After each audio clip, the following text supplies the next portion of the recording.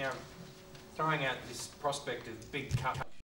So we could use back in Perth who had jobs, and because of projects, you know, the build-up phase. Even I worked on Gorgot for 2 years, part of the investment team. There was a mountain of people who've been working for 15 years before they even made the investment decision. You know, it cost them billions. They'd spent at that stage about 400 million on the sequestration in Barrow Island, and they hadn't made an investment decision. Right, so all of that sort of expenditure is going on in projects all over the country, and that's now been put overnight. That stopped. Right, so that's why this budget will never, that they lay down, will never be delivered, because it's assumed a growth rate which is driven largely by the growth engine of the mining sector that will be cut off at the knees. Mr. Robb, of the 24 billion in budgeted savings, excluding the debt matter, Yes. how much of that flows through to the budget bottom line? A little, a lot, half? Well, we've got more to do, and we haven't finalised an alternative budget, right? Our first priority is to complete the programs that we think are affordable. We are building it. We are doing it against the government's program. We think, you know, I was around in '96 as federal director when we won. We've got to be very cautious about what has been put in front of us. We were told all the way until the election, the whole community was, that everything was in good shape, right? We discovered in the first week a $10 billion $10 billion, which at that time was seen as a lot of money. Right? Now people are immune to the numbers, but there was a very serious black hole along with the $96 billion of debt, and it fundamentally sort of altered what the programs that we'd spent 3 years trying to sort of put together and all the rest. So with that qualification, you know, I treat with a great deal of suspicion this document the other night. I think year 3 and 4 is just a fantasy. Mr. Robb, based on, you said you're the person that controls the money. You've announced today savings of $24 billion. As of today, what is the value of the promises that the coalition have made? We haven't got that document. So, you know, the promises that, you know, the parental leave scheme and all the various other schemes, you've made promises worth how much? I haven't got the exact figure. Can you release that to us today? I can release that, yes. Yeah, that's no secret. I think Tony mentioned it in his speech the other night. The full cost of all your promises at this point. Okay. Mr. Robb, what does reform of public service travel entail, and why has PM&C been singled out for particular attention and cuts? Good question. The travel is a 25% cut over 4 years in travel. Not obviously the first year's less because when it starts to operate. And the PM&C, there has been 20,000 increase in numbers across the public service after this is what Lindsay Tanner or Kevin Rudd said was taking the meat axe to the public service.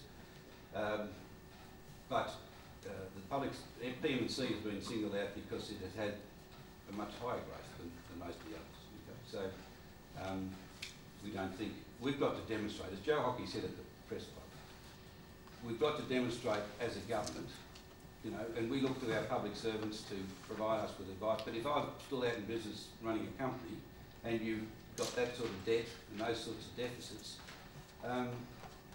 you'd have to prune, right? You don't want to do it, you know. You could probably get more products if you had them on board and all the rest of it. It's all lovely, but at the end of the day, you've got to make a decision. What is sustainable long term? And they are making us vulnerable. This is the trouble with this government. They are making us financially vulnerable. If there is some other crisis in the world, we're in real strife because they are increasingly making us vulnerable with the decisions and the continuation of reckless spending. See, the other night it looked like that they didn't have the sort of range of programs they've had before. They spent $11 billion in the last year, which was not predicted in the last budget. And they've had you know it, you've seen it the last few months, you know, they've spent like drunken sailors. And they put it all into the $57 billion deficit this year, which never got a mention by the Treasurer. He's talking about the $40 billion next year, and look how good we are, right? They've back-end loaded, if you like, all that spending. So So they've gone out and spent money, willy-nilly, reckless spending, puts upward pressure on interest rates, is causing all the angst and the sleepless nights of, you know, thousands of people around the country, while they're getting all the political kudos of spending money that they never predicted they would spend. They've hidden it within the $57 billion deficit.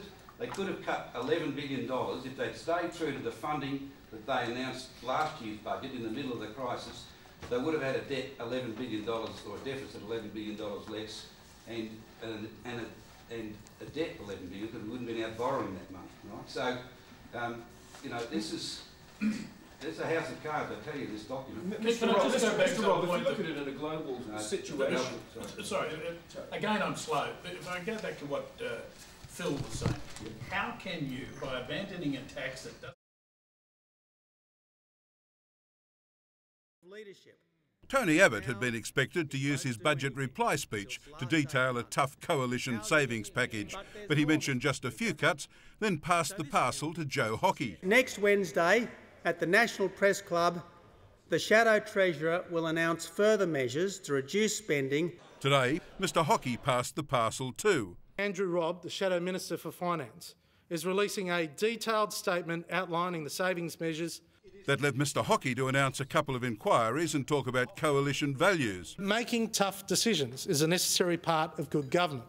Then he wandered off while the Shadow Finance Minister detailed the tough decisions, handing out a list of spending cuts he said totalled nearly $25 billion over 4 years. There's got to be cuts shared everywhere, and they will be if we're elected. Some were budget measures to be funded by the mining industry super profits tax that the coalition opposes, including company tax cuts worth $2.3 billion, $1 billion in concessions for small business, and superannuation reforms worth over $2 billion. But Mr Robb listed 21 new areas where the axe would be wielded. They included dumping the Computers in Schools program, $700 million, a program to improve teacher quality, $425 million, the Trade Training Centres program, $968 million, and the e-health program to put individual health records online, $467 million. 23 super clinics would also be scrapped, and funding for green car innovation and other environment programs would be slashed. A lot of these things have got merit. We can't afford it. Mr Robb pointedly ignored an agitated Liberal minder, signalling him to cut the press conference. Laurie Oakes, 9 News.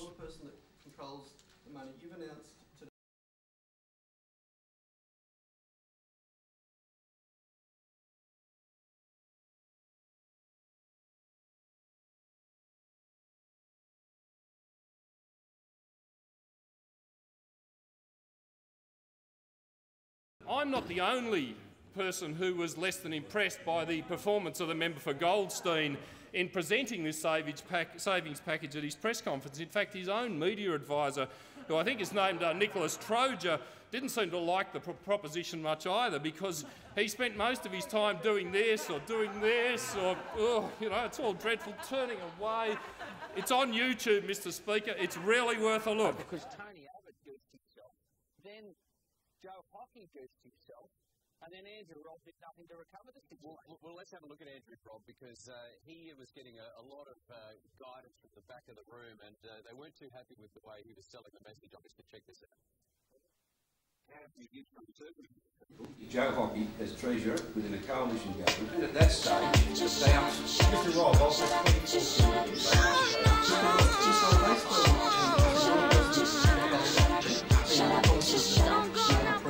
promises for how much? I haven't got the exact figure, but release that to us today. I can release that. Yes.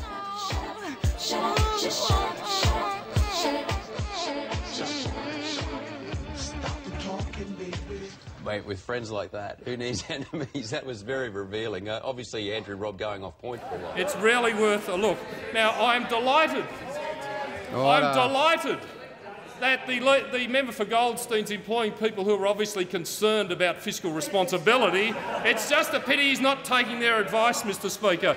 The member for O'Connor on a point of order. I ask that the Minister for Finance table that illuminating document, which could no doubt not have the confidential sticker on it. Mr Speaker, I think if the member for O'Connor types in Andrew Robb staffer, he'll be able to view the video. Order. The Order.